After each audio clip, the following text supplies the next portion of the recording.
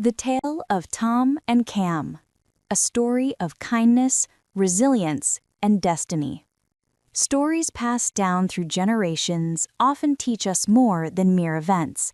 They carry the wisdom, values, and hopes of a culture. Tam and Cam is one such timeless Vietnamese fairy tale. At its heart, it reminds us that kindness, patience, and inner goodness never truly fade, no matter how deeply they may be buried under hardship. It is a journey of a young girl who endures cruelty, betrayal, and loss, yet continues to rise, again and again, guided by compassion and the belief that goodness will ultimately triumph. Once upon a time, in a quiet village surrounded by lush rice fields and bamboo groves, lived two girls of the same father but different mothers. The older one was named Tam, gentle as a spring breeze. The younger was Cam, spoiled and sly. Tam's mother had passed away when she was still very young, and not long after, her father also died, leaving her in the care of her stepmother, Cam's mother, who was harsh, greedy, and bitter at heart. From dawn to dusk, Tam worked endlessly, sweeping the yard, fetching water, tending the buffalo, cutting grass, cooking rice, washing dishes. Meanwhile, Cam wandered freely, playing in the sun, shielded from every chore. Though tired, Tam never complained. She carried her sorrows silently, finding comfort in the whispering bamboo and the soft singing of birds. One day, the stepmother handed each girl a basket and ordered, "Go to the field and catch shrimp. Whoever fills her basket first will earn a new red silk bodice." Cam's eyes sparkled at the thought of new clothes. Tam, hopeful for a rare reward, hurried to the pond. Under the golden sunlight, she worked diligently, her hands dipping into the cool water until her basket overflowed with fresh shrimp. Cam, however, spent the time splashing and playing with dragonflies, collecting nothing.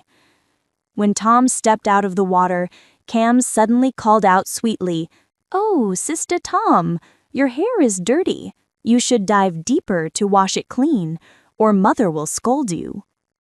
Trusting her sister's words, Tam stepped into deeper water to rinse herself. In that moment, Cam snatched Tam's basket, shook its contents into her own, and ran home triumphantly. When Tam returned to the shore, her basket lay empty. Shock spread across her face before tears overwhelmed her. She sank to the ground, crying helplessly. At that moment, a soft glow appeared, and Buddha descended in the form of an old man with kind eyes. "Why do you cry, my child?" he asked gently. Through sobs, Tam told him everything. Buddha nodded with compassion, then said, "Look carefully in your basket. There is still something left." Tam glanced down and saw a single tiny fish, golden and shimmering. "Take this little fish, Bong, home. Release it into your well and care for it. Eat 2 bowls of rice and save 1 for it. Each time you feed it, call, 'Bong, bong, bang, come eat golden rice of mine. Do not eat stale husks of others. Remember this chant, or it will not rise.'" With that, Buddha vanished. Comforted, Tam carried the fish home and did exactly as she was told. Day after day, Tam fed the little fish in the well. Each time she called, it rose gracefully from the water, nudging her hand as though expressing gratitude. Tam smiled more these days, feeling as if she'd gained her first true friend. But the stepmother noticed Tam sneaking to the well every meal and grew suspicious. She ordered Cam to spy. Hidden behind bushes, Cam memorized the chant and reported everything to her mother. The next morning, she sent Tam to graze buffalo in the far meadow, much farther than usual. While Tam was away, the stepmother approached the well with a bowl of rice and mimicked Tam's chant. the fish surfaced, trusting the familiar words. Quick as a snake, the woman seized it and later cooked it for a secret meal.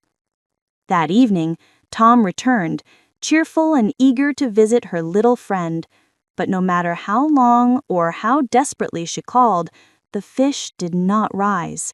Only a small red stain floated to the surface. Realizing what had happened, Tam fell to her knees and cried until her voice broke. Once again, Buddha appeared. "Do not cry, my child," he said softly. "Your little fish has been taken, but gather its bones, place them into 4 jars, and bury them beneath the 4 corners of your bed." Tam searched everywhere, but could not find the bones. A hen approached, clucking, "Give me a handful of grain, and I will show you." Tam fed the hen, who scratched the ashes in the kitchen, and revealed the bones. Tam carefully placed them into jars and buried them as Buddha had instructed. Time passed. Then, one day, the royal court announced a grand festival lasting for several days. People from all villages dressed in their finest clothes, excited to see the splendor of the kingdom. Cam and her mother prepared their best outfits. Tam also wished to attend, but before leaving, her stepmother poured a basket of rice mixed with husks and ordered, "You may go only after sorting these perfectly. If not, stay home." As the footsteps of Cam and her mother faded, Tam broke into tears. Buddha appeared yet again. "Place the basket in the yard, and the sparrows will help you." Moments later, a flock of sparrows swooped down, chirping energetically as they sorted rice from husks with astonishing speed. In no time, the job was done. But Tam remained sad. "I have no proper clothes," she whispered. "Go dig up the jars beneath your bed," Buddha instructed. Inside the first jar was a shimmering silk dress with layers of colorful fabric and a beautiful silk scarf. In the second lay a pair of finely embroidered shoes. In the third was a tiny wooden horse that transformed into a majestic white steed the moment it touched the ground. And in the fourth was a shining saddle. Delighted, Tam bathed, dressed, mounted the horse, and rode towards the festival like a vision of light. However, as she crossed the stone bridge near the palace, one of her tiny embroidered shoes slipped off and fell into the stream. Later, that day, as the king traveled across the bridge, his royal elephant suddenly halted and knelt, refusing to move. The soldiers searched the water and found a single embroidered shoe, delicate and exquisite. Intrigued, the king declared, "Whoever fits this shoe shall become my queen." A frenzy erupted as girls from everywhere tried the shoe, including Cam, but none succeeded. When Tam arrived, humble yet radiant, she tried on the shoe and it fit perfectly. She produced the matching shoe from her scarf. The king, enchanted by her beauty and kindness, immediately welcomed her into the palace as his queen.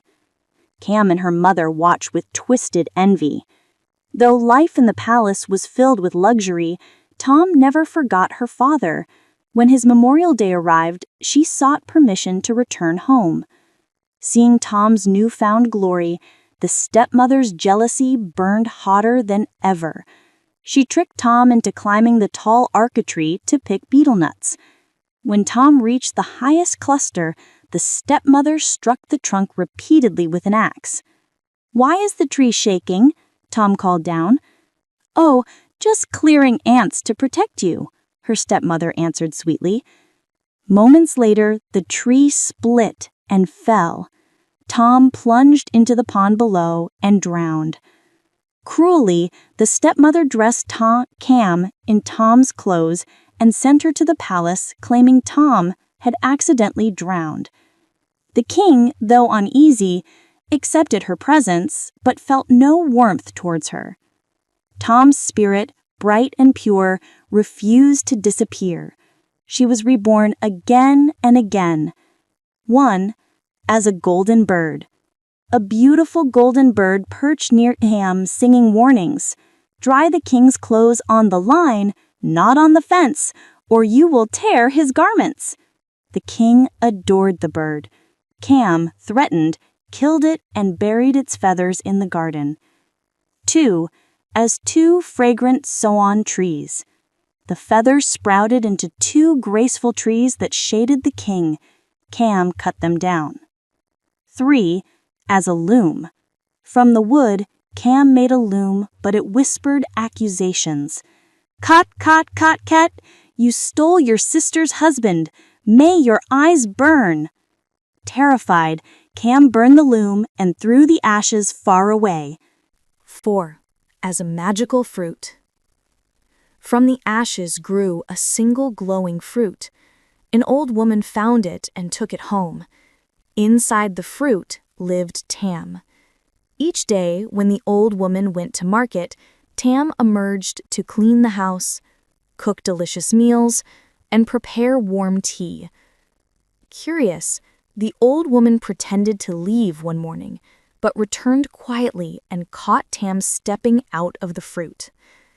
Overjoyed, she embraced the girl, breaking the fruit's shell. From that day on, Tam lived with her like a loving daughter. One day, as the king passed the roadside tea stall, he tasted a leaf of betel folded in the elegant style he remembered from Tam. He asked to meet the girl who prepared it. When Tam stepped out, the king froze, speechless, before rushing to her and bringing her back to the palace in tears of joy. Consumed by jealousy, Cam asked, "Sister Tam, how did you become so beautiful?" Tam answered calmly, "If you want to be beautiful, I can help." Cam eagerly agreed. Tam instructed servants to dig a deep pit and heat boiling water. When Cam stepped into the pit, Tam ordered the boiling water poured down, ending Cam's wickedness. The stepmother later ate the fermented fish sent from the palace, never knowing it contained her daughter's remains, until the crow revealed the truth. In horror, she collapsed and died. Peace finally returned. Tam, stronger than ever through her trials, lived as a beloved queen, remembered forever as a symbol of resilience, purity, and destiny fulfilled.